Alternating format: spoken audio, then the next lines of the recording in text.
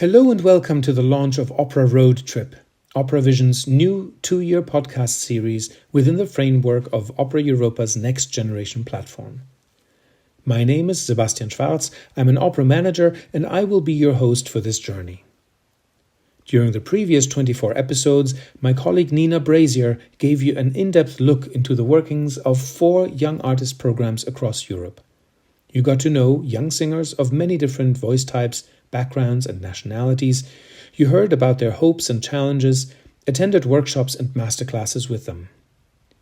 You can find these episodes, as well as our next generation of the podcast, on the OperaVision channels and profiles on Spotify, Apple Music, Deezer and YouTube, as well as on the OperaVision website.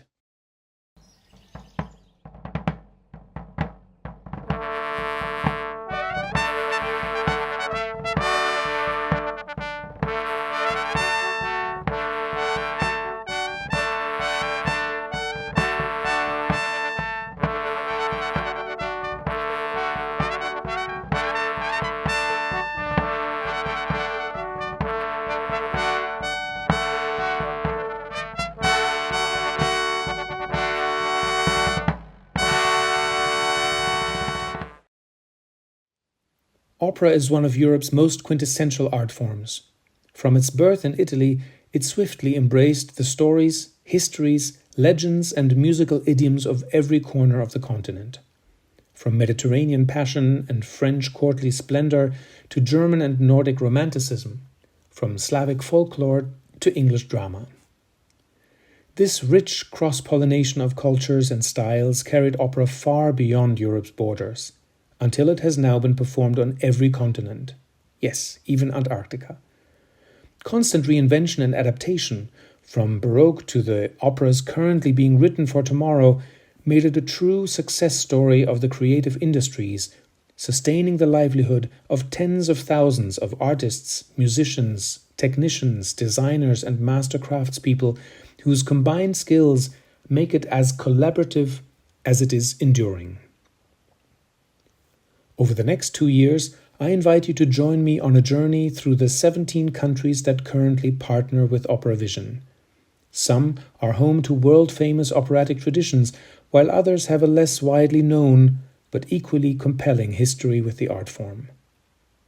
Along the way, we will discover the remarkable diversity of opera, and will meet young talents finding their voice, and seasoned professionals who have devoted their lives to the stage, discovering the diverse paths that have led them to the opera and the enduring belief in its relevance, past, present, and future. A road trip like this cannot but start where it all began. This first episode is therefore dedicated to opera in Italy. But let us get started with the work that is considered to have really defined opera, giving the art form its emotional power and theatrical muscle. Monteverdi's Orfeo from 1605. Here's an excerpt of Music herself explaining her role in the prologue.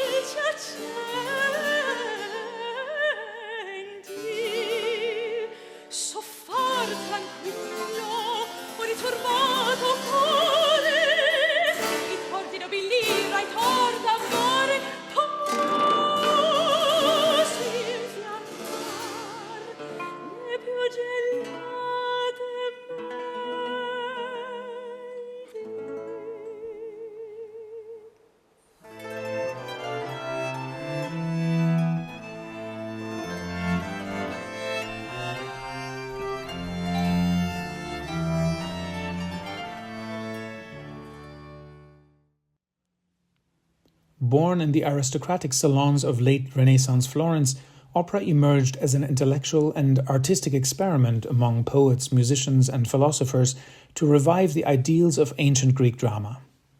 As it migrated from these intimate circles to the grand courts of Italy and beyond, it swiftly evolved into a sumptuous spectacle. Rival dynasties transformed it into a weapon of prestige, commissioning ever more elaborate productions to outshine neighboring courts. Sumptuous costumes, grand sets, and massive orchestras became symbols of wealth, power, and refinement. What began in 1573 as a cultivated dialogue among scholars and musicians thus expanded into an extravagant display of dynastic ambition, where artistic innovation intertwined with political theatre. Then, in 1637, everything changed with the opening of Venice's Teatro San Cassiano, the world's first public opera house. Suddenly, opera stepped beyond princely privilege into the bustling life of the city, becoming urban entertainment. Seasons aligned with civic rhythms, Carnival, Easter, and summer festivities, while act lengths were shaped by the lifespan of the candles that were lighting the theatres. The audience? Far from today's hushed reverence, they were loud, local, and deeply social, gathering in theatres that served as social hubs, where gambling tables clattered, ridotto rooms bustled with dining and prostitution, and a standing crowd in the stalls heckled, cheered, and freely commented on the unfolding drama on stage. Opera became a vibrant communal experience, as much a reflection of neighborhood life as of the music on stage. During the Enlightenment and into the 19th century, opera evolved into a powerful medium for shaping civic identity and fueling political aspiration. In a fragmented Italy constrained by censorship and lacking true public forums, opera houses became vital spaces for collective sentiment and coded debate. Giuseppe Verdi's operas, with their protagonists and choruses longing for freedom and unity, gave voice to a people yearning for nationhood. The patriotic slogan Viva Verdi, using the composer's name as an acronym for Verdi, Vittorio Emanuele Re d'Italia, not only rallied Italians around unification, but also projected the cultural sophistication of a yet-to-be-born state to the wider world. Verdi's international fame lent the Risorgimento prestige and cultural weight abroad, while at home it elevated him to political office as a senator, exemplifying how opera could be both art and activism. As the 19th century gave way to the 20th, opera entered the Verismo era, shifting from kings and mythical heroes to the passions and struggles of ordinary people. Inspired by literary realism, composers like Mascagni, Leoncavallo, and later Puccini brought raw emotion and everyday settings to the stage. Workers, peasants, and wandering artists replaced gods and princes. Music became more immediate and visceral, reflecting social tensions, urbanization, and the psychological depth of modern life. This period bridged Romantic grandeur and 20th century modernism, giving opera a new authenticity that resonated deeply with audiences on the brink of a new, industrial, and politically restless century.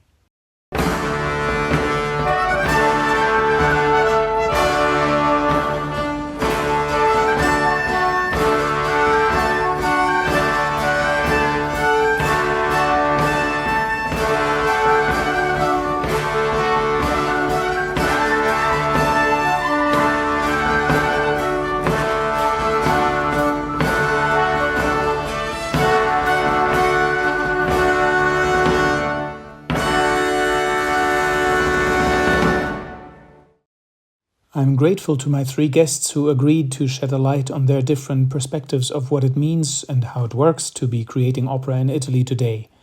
We will hear from the fearless and often sharply amusing journalist, author, librettist, and dramaturg Alberto Mattioli. Francesco Giambrone is the CEO of the Teatro dell'Opera in Rome and also the president of AGIS, Italy's umbrella organization for the performing arts. So if anyone has a broad and insightful view of what's happening in Italian opera and culture today, it's him.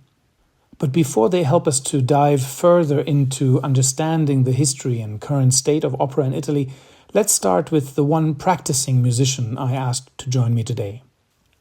Danila Grassi is a young conductor from the picturesque UNESCO World Heritage town of Alberobello in Puglia. She experienced her first opera at the nearby Festival della Valle, when Fabio Luisi conducted Giovanni Simona Mayer's Medea in Corinto, and that is also where I invited her to conduct her first opera in 2022, Antonio Salieri's La Scuola dei Gelosi.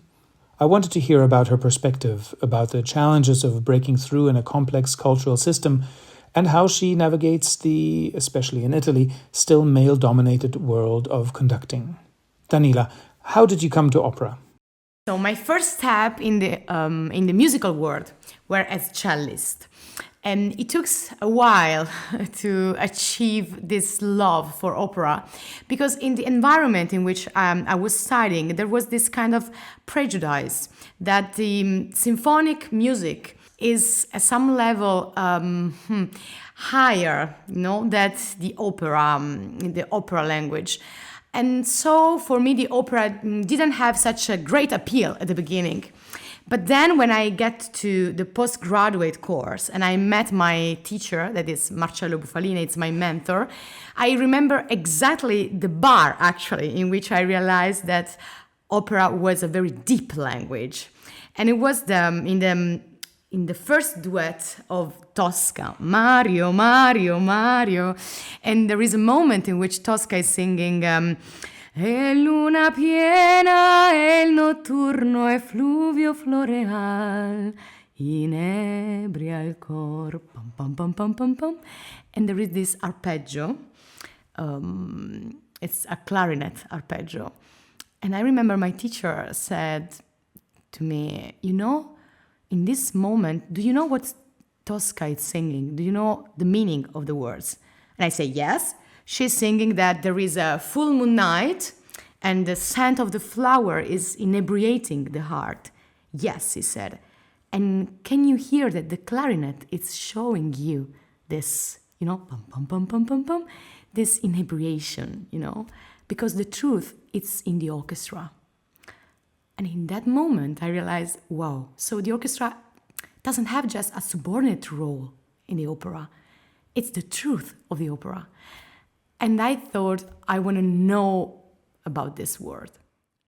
Are artistic directors ready for female conductors?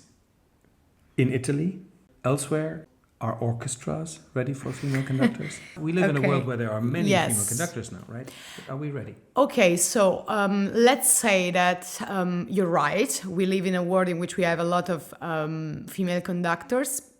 I would say we live in a world in which female conductors have much more chances than before. The fact that the past was wrong doesn't mean the present is right. And not everybody is ready. Personally, I met artistic director who didn't even watch my videos because they didn't like the idea of a woman on the podium, whatever it means. And I have to say that what it said is the fact that they weren't afraid to say that. This is such an unconstitutional sentence, okay? Because you are decided to give or not to give a job to someone because of the gender.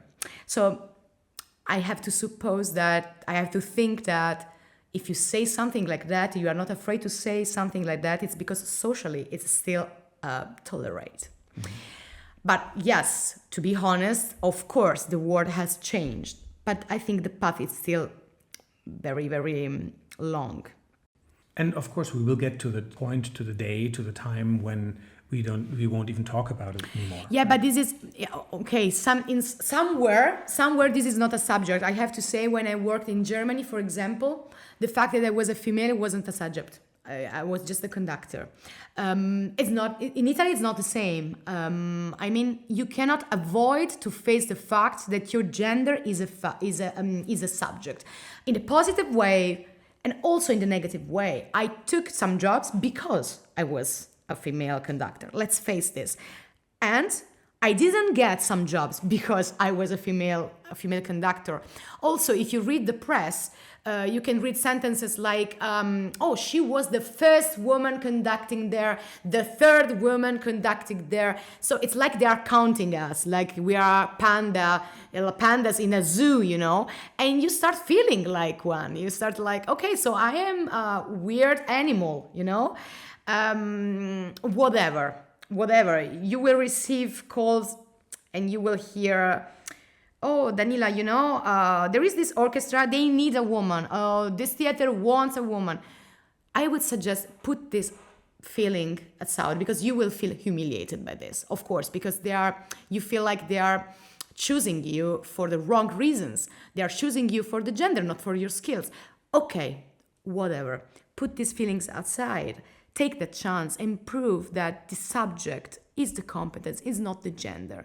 If you think that's the gender, it's the subject, you cannot change the point of view. So put your competence on the podium. Take the chance they are giving you, even if it's for the wrong reasons. Take it and prove them wrong. What still needs to change? Are there specific things where you would say this is an obstacle that needs to change? For me, I hope that the future generation of female conductors, they will just be treated like conductors. And if we put all this energy to remark the fact that I deserve this because I'm female, we are working on the opposite side of this. So the first thing that I feel is to talk with my colleagues and say, please, just stay focused on why we are here. We are here to conduct, to do music. Even if they are not making it easy sometimes, please do not focus on this. And for the rest, it's a complicated path. It's not just about the opera world. It's not just about the theater. It's the society that it's taking this path. And I have to say that the opera world is not different. It's in the society. So it takes time. For example, in Italy, every time you go in a theater, the first question I swear that they ask me is, you wanna us to call you maestra or maestro? Because in Italy we have, the female and the male. So and you have to give an answer, and you perceive the fact that the answer that you're gonna give, it's gonna define you. And this is wrong. I mean, it's wrong because it's not a word that defines me. The language is changing with us. It would have been my next question. Maestro or maestra? Okay, let's go to this. Personally, I like both. It's not me being coy, but maestro, in the Italian tradition, it's the higher level that you achieve during, your studies. So for me, if someone call me maestro, I recognize what he's saying, he's giving me respect. And I don't feel like this is wrong. Maestra in Italy usually is used to the teacher of the elementary school. So that's why we have some troubles in using this, referring to a person that is a chief. But still, language takes its time to change. So if you call me maestra now, okay, it's weird for me. But I understand that in 50 years, it won't be. So if you want to call me maestra, it's right. If you call me maestro, it's not wrong. What advice would you give to young women who dream of stepping onto the podium? To study. I would say to study. This is the only subject, girls. Be competent when you are on the podium. This is the only thing that you have to do. Thank you, Danila. Thank you, Maestro Grassi, for these passionate insights. I very much hope we can hear more from her in our episode on conductors. But now let's listen to Danila Grassi conducting the cavatina of Mamma Agata from Donizetti's Convenienze e Inconvenienze Teatrali, sung here by Paolo Bordogna at the Wexford Festival Opera in Ireland.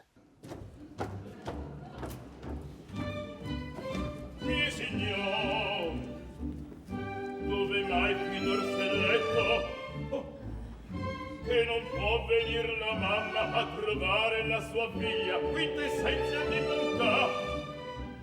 Addo, mi signori, addo sentisa, addo, mi signori, addo sentisa. Oh. E venir non può la mamma a trovare la sua figlia, quintessenza di bontà. Addo, ai, addo sentisa. mezzo ad un contrasina mamma ad naso questa figlia quintessenza di bontà. Agatina, datti pace! Piazzarone, datti pace! Calzatone, datti pace! Giusto a te voglio parla, giusto a te voglio parla. Hai pensato per Luigia? L'hai già scritto, lo rondò. State attente che si mancano un vuoto facce mo. Hai pensato? A te. Hai pensato? Sì o no? Si vedrà. Ci penserò. Come si vedrà? Ci penserò. State attenta che si manchi la città rivolterò. State attento che si manchi la città rivolterò. State attento che si manchi la città rivolterò. State attento che si manchi la città rivolterò. State attento che si manchi la città rivolterò. State attento che si manchi la città rivolterò. La città rivolterò. State attento che si manchi la città rivolterò. La città rivolterò. Anzi senti in abrege per papà veruzione che bellissima invenzione che sta cape scogitò con cantabile note ti la te poi in allegro con grassi coppa te e mia figlia scommetto la testa potria far votare il violino sordine fa zichiti zichiti zichiti zichiti zichiti accompagni dell'obo e piripi piripi piripi piripi piripi lo violone con frucchete frucchete frucchete frucchete frucchete frucchete quale testa col corno tu e poi si rondone più bello fare ma strumentale se può e poi si rondone più bello fare ma strumentale se può questo vi strumentale se può questo vi strumentale se può si con zichiti zichite zichite zichite piripi piripi piripi piripi frucchete frucchete frucchete frucchete toro zichite zichite piripi piripi frucchete frucchete toro zichite zichite piripi frucchete toro e poi si rondone più bella care basta mentale se può e poi si rondone più bella care basta mentale se può zichiti zichiti piripi piripi frucchete frucchete frucchete e si più bello mentale se può zichiti zichiti piripi piripi frucchete frucchete frucchete e si più bello mentale se può e poi si rondone più bella care basta mentale se può e poi si rondone più bella care basta mentale se può visto che bello mentale se può visto che bello mentale se può.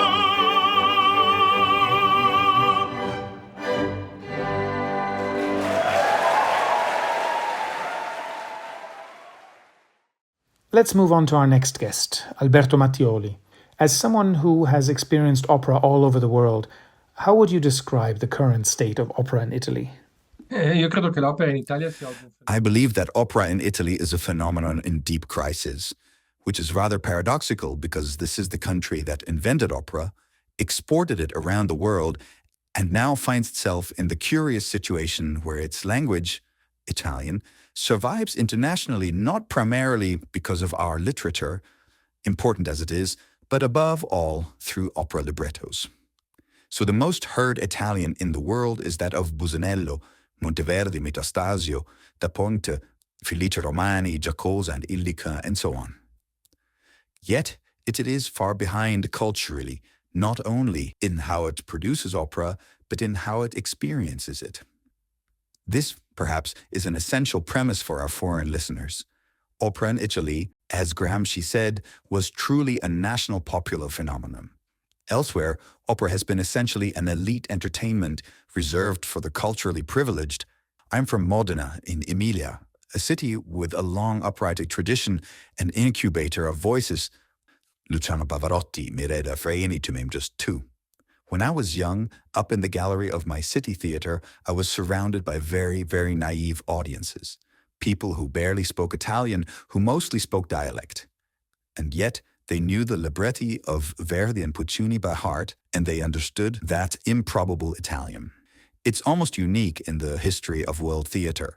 The only real parallels I can think of are Greek tragedy in 5th century Athens or Shakespeare in Elizabethan London, a theater extremely complex, difficult and costly, performed in a literary language nobody actually spoke, an entirely artificial tongue, and set to musical forms often equally complex. I would add, a theater that asks you to accept the absurd convention of communicating by singing rather than speaking, and yet it became a shared cultural heritage. Now, that very love for opera has blocked its renewal. For many years in Italy, although this audience is disappearing because it is elderly and because other national popular entertainments have arisen that are easier and more immediate, cinema, television, and now, of course, the internet. This shrinking audience has nevertheless imposed an aesthetic that equates beauty with the already known. In Italy, people go to the theater not to discover something new, but to see again what they already know, presented in exactly the same way they first knew it. Modalità con le quali si è conosciuto. We're in Italy, in Rome to be more precise, in the office of Francesco Giambrone, the sovrintendente, the CEO of Rome's Teatro dell'Opera. Francesco, with all its glorious past, is Italy still an operatic superpower, or is it resting on its laurels? Siamo ancora una superpotenza. We remain an opera superpower because history is a force you can truly feel. Italy is an operatic powerhouse. While there's always a temptation to rest on the laurels of the past, I must say that theatres are actively innovating, exploring new languages and approaches to prove that being superpower means evolving, not just repeating what was done before. I do believe that having a museum-like aspect to a theatre isn't long. In fact, it's part of who we are. It's our heritage that we are called to preserve. Our strength lies in our ability to maintain a know-how, a unique way of producing opera. This is history, tradition, craft, and we should be proud of it. But if we stop there, we're finished. Museums aren't dead spaces. Saying an opera house has a museum dimension doesn't mean it's lifeless. On the contrary, a museum is a living space. It preserves tradition and history, but it also interprets, challenges, and lets us see these things in new ways. It is right and natural that an opera house maintains its history and traditions, and it's important that even young audiences can come and experience this.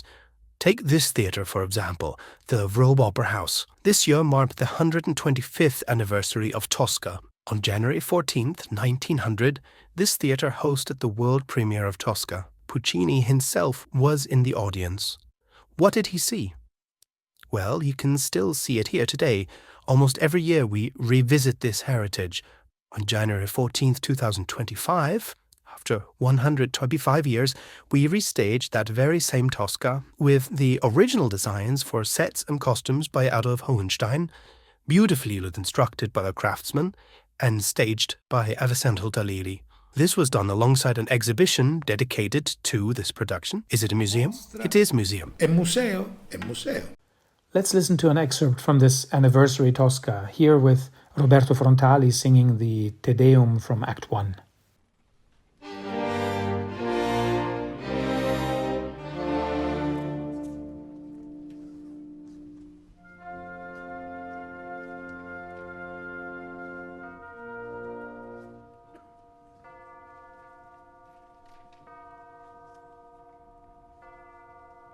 Respiri una carrozza, presto, seguila dovunque vada, non visto, provvedi. Sta bene il convegno. Palazzo Farnese.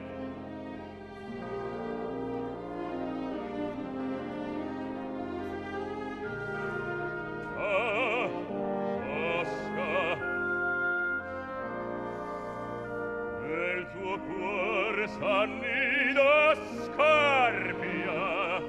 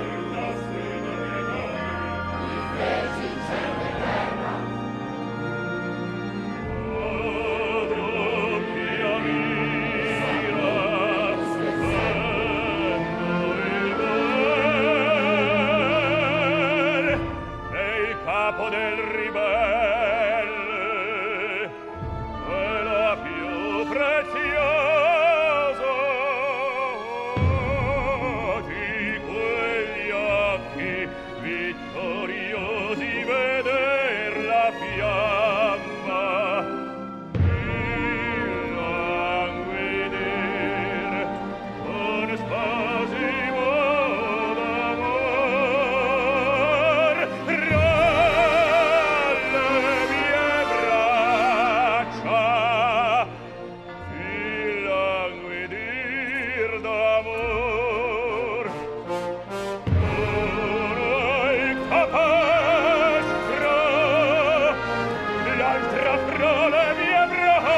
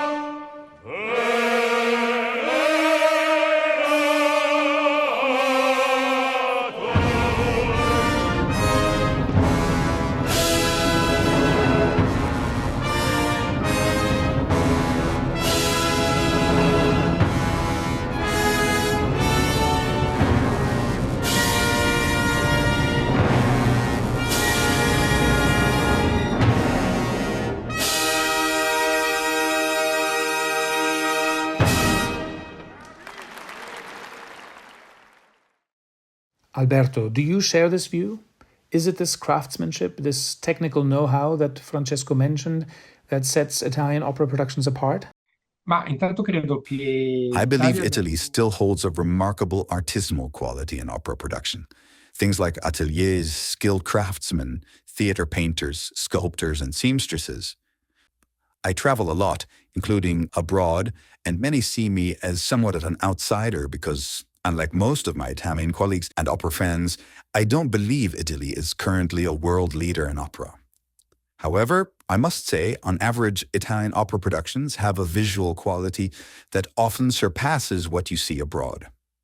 This comes down to tradition, a deep knowledge and craftsmanship passed down through generations. There's a strong aesthetic sensitivity and a genuine devotion to beauty that remains crucial. Even directors who champion so-called modern productions, myself included, value visual beauty. It's part of the theater experience, a way to discuss and debate ideas, but also to present them in visually engaging, even moving forms. Take Damiano Micheletto, for example. He's Italy's leading opera director and belongs to that modern school. He's actually more appreciated abroad than at home, where opinions are more divided. But thanks to his talented team, especially to his brilliant set designer Paolo Fantin, his work carries a distinct visual beauty that is unmistakably Italian. That said, in many other respects, Italy is far behind the rest of the world, especially compared to German-speaking countries. Politically, there is still no real recognition of opera as a vital tool for cultural policy or for social, civic, and intellectual development.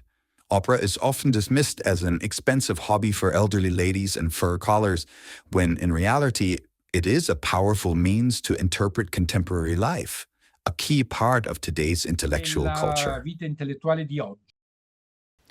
Young audiences, new audiences are a big question for all of us. Is opera in Italy doing enough to reach the curious but uninitiated?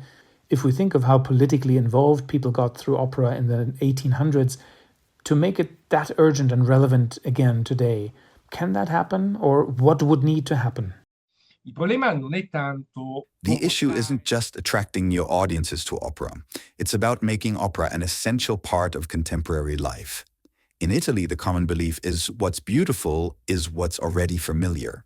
So opera seasons are valued more when they feature well-known traditional titles, staged and predictable ways that pay homage to a so-called tradition, one that, like many traditions, is actually a myth reinforced by history and habit.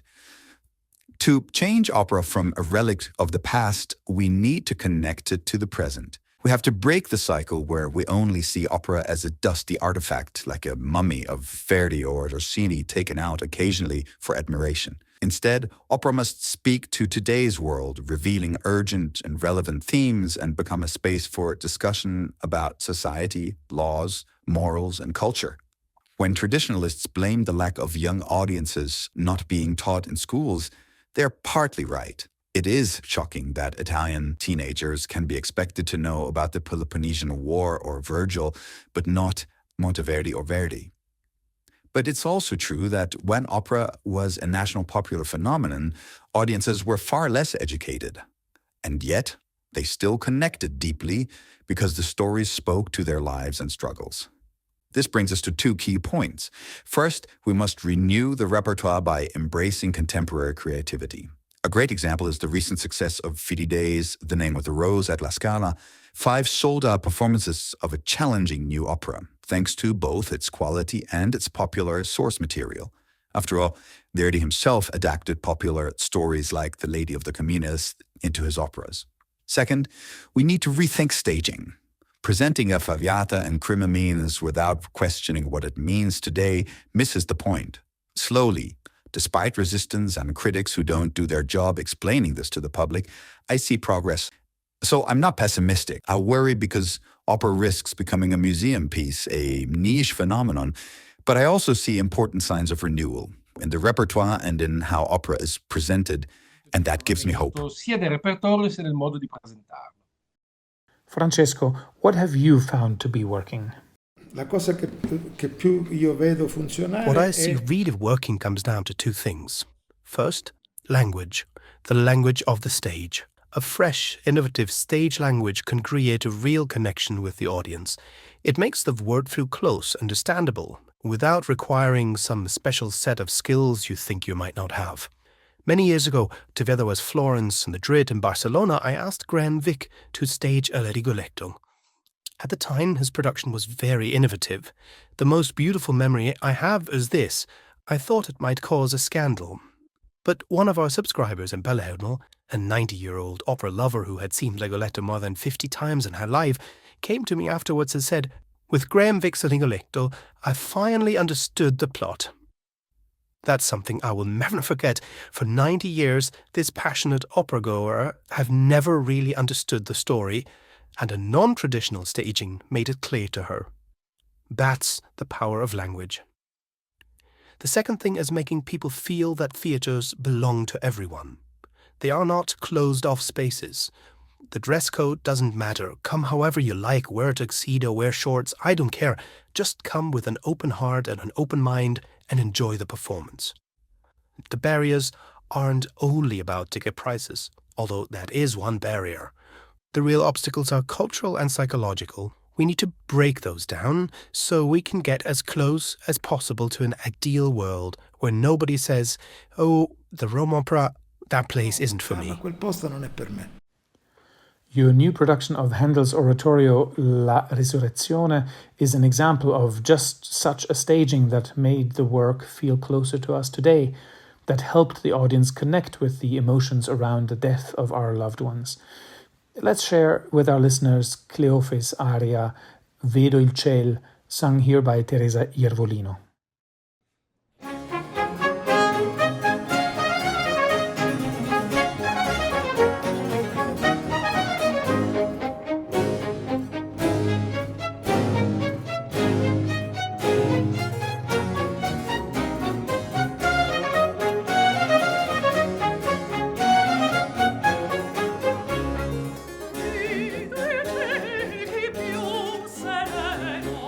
Si fa intorno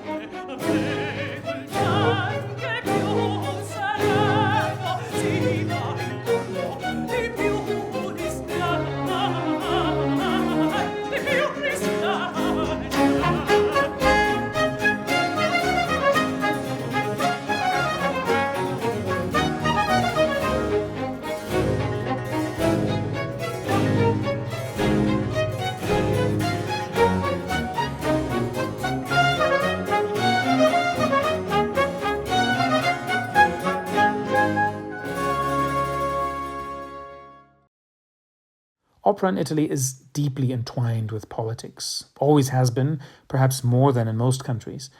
How do you see that relationship playing out today? Is it helping or hindering the art form? Does the political class in Italy understand the strategic value of culture? Or are we still treating opera as an expensive nostalgia? Questo è un vecchio male italiano. Non è This is un not a new male problem. nuovo. It's an old Italian disease. The relationship between politics and cultural institutions, especially opera houses, has always been a little unhealthy. From the very beginning, theatres were treated almost like sub-government posts. Alongside the mayor, the head of transport, or the director of utilities, you'd have the superintendent, sovrintendente, of the theatre. In the past, these positions were divided along party lines. The Christian Democrats would main the superintendent, the CEO. The socialists or communists would appoint the artistic director. All to maintain a balance of power, and yet, at the same time, inviting political strife into the theatres. In the 1990s, the Menandri reform, imperfect but important, turned theatres from public bodies into private law foundations. That concentrated legal and artistic responsibility in the hands of the sovrintendente, CEO, and broke the old party power bands. For a time, things improved. But now I fear we're sliding backwards. The old habit never really died, but it had faded, and it's coming back. Italy still needs to grow up and understand that cultural institutions thrive when they are free and independent. If they fail, politics should step in to help them function, but not divide them up for partisan game. But this isn't only an Italian problem. Look at the United States. Harvard, one of the world's leading universities and a symbol of free thought, is now under political attack over freedom of expression. This is part of the wider global challenge. Italy simply has its own variation. Che è molto più ampio. Alberto, you are a keen observer of cultural politics. Where does opera fit into Italian politics? Allora, in Italia sì, l'opera è strettamente In connessa Italy, col potere opera has politico. always been tied to political power. It's practically its invention.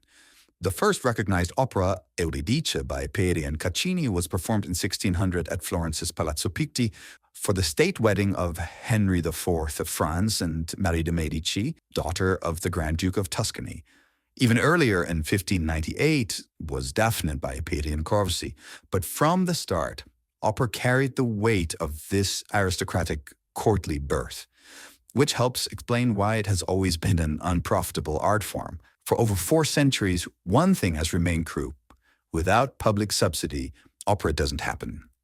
Even after the first public ticketed theatre, Venice's Teatro San Cassiano in 1637, opera stayed dependent on the powers that be. Historically, in Italy, there was no real public life until unification in 1861. Little literacy, an academic culture detached from public opinion. In this vacuum, opera became the Italian theatre par excellence, far more than spoken drama, and a key arena where public opinion formed. That's why it was heavily censored, as the struggles of Donizetti and Verdi remind us. I believe politics has not only the right, but the duty to engage with opera. The problem is that, except in the post-war republic, Italian politics has done so not to promote cultural policy, but to hand out jobs, salaries, and favors to friends and friends of friends. Right now in Italy, we have a very right-wing government. This right understands that opera serves its narrative of national identity. Nothing is more Italian than opera, after all. So, in its bid to reinterpret national culture through a strongly Italo-centric, sovereignist lens, it's more attentive to opera than previous center-left governments which mainly nurtured and funded cinema.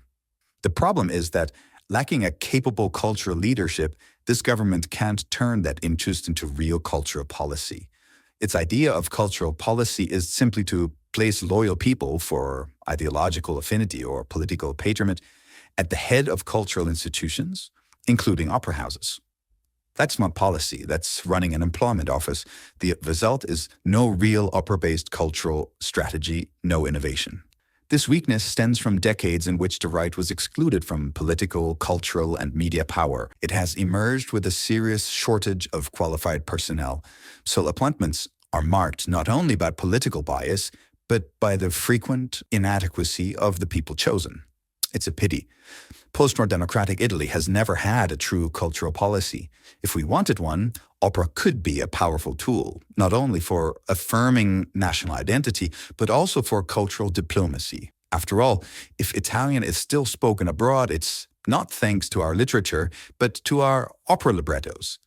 And the still vivid myth of Italy as the land of beauty and excellence depends in no small part on the fact that, on any given night, in opera houses around the world, there's a strong chance that the work being performed is Italian. O almeno un'opera in lingua italiana. If Austria is often called the land of the festivals, Italy has little to envy. Next to the 13 opera houses of the big cities, there are 28 so-called teatri di tradizione in the smaller towns, spread across the peninsula and the two islands. There are the 4 single composer festivals dedicated to Rossini, Donizetti, Verdi, and Puccini, and the festivals indelibly linked to their venues of particular architectural importance, like the Arena di Verona, Rome's Caracalla Baths, or Macerata's Sferisterio. But there are also numerous other festivals of importance, like the Boutique Festival, Festival della Valle d'Itria, Spoleto, Ravenna, and so on. While there are no concrete numbers of opera performances in Italy, there is an ever so slowly increasing variety in the repertoire offered that is going beyond the sacred cows of the 19th century Italian opera. Still too rarely, but steadily nonetheless, there are commissions of new operas which will help future generations of audiences to learn about the stories of our time. But let's go back once more to the beginnings of opera and let Monteverdi's Orfeo sing what surely must have been the pop music of 1605, and what, I suspect, you will continue singing or whistling for the remainder of today.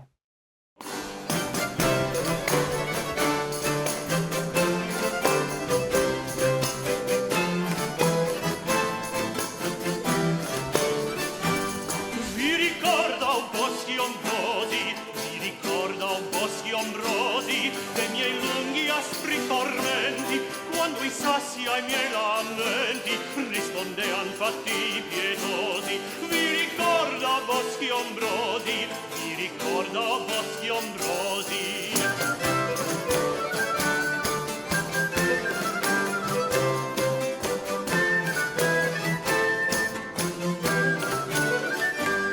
Dite allor non vi sembrai, dite allor non vi sembrai più d'ogni altro sconsolato, por fortuna stil cangiato ed avvolto in festa i guai. Dite allor non vi sembrai più d'ogni altro sconsolato.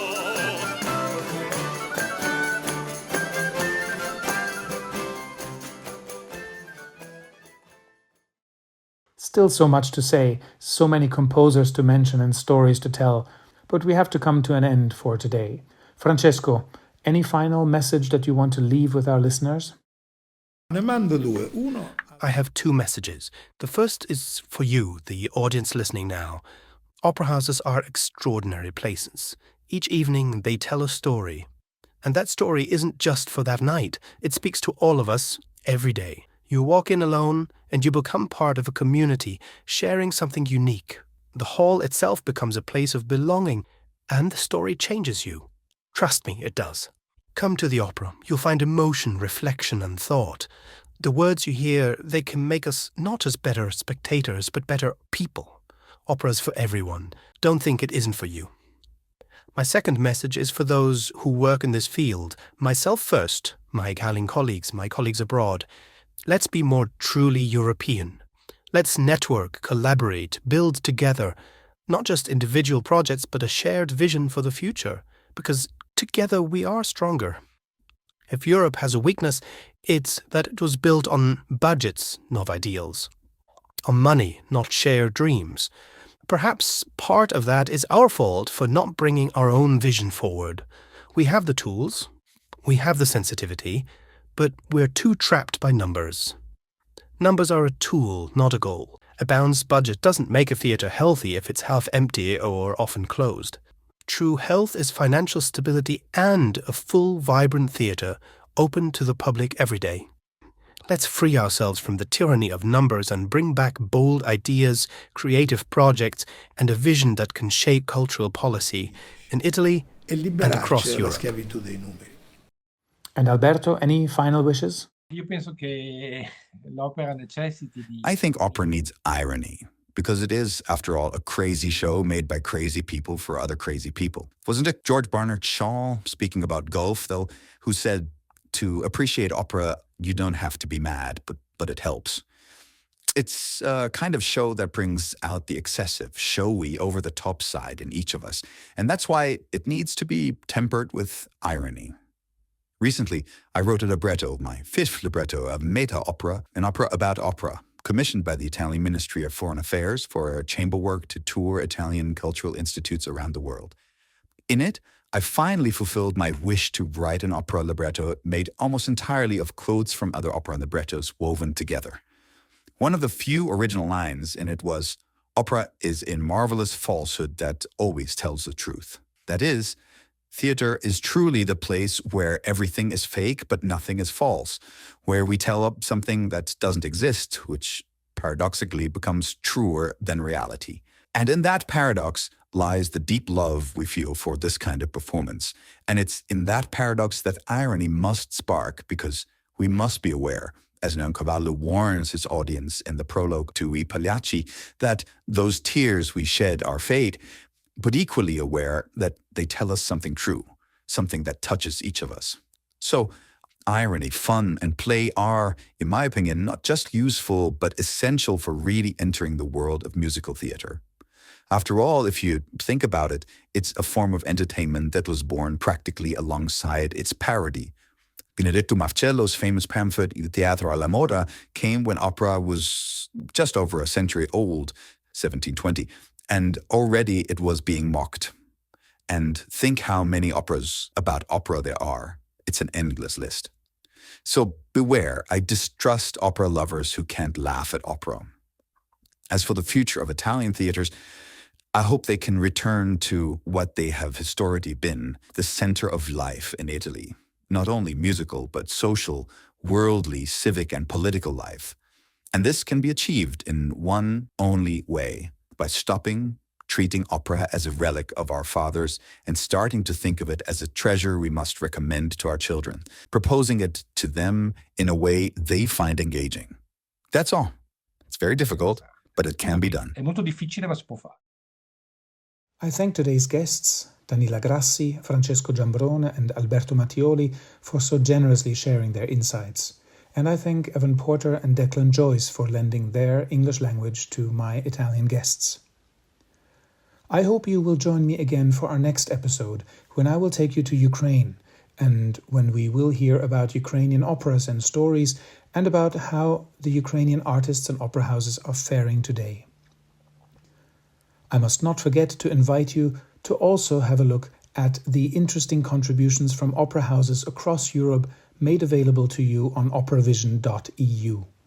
There's Handel's La Risurrezione from Rome, Boris Godunov from the Dutch National Opera, or Il Trittico from Paris, Or you can get to know the next generation of singers in the finals of the Stanisław Muniuszko competition in Warsaw or of the Queen Sonja singing competition in Oslo, to name just a few. This series is curated, edited and presented by me, Sebastian Schwarz. OperaVision is supported by the Creative Europe program of the European Union in the framework of the Opera Europa Next Generation platform. Until next time, keep singing, keep questioning, and take care.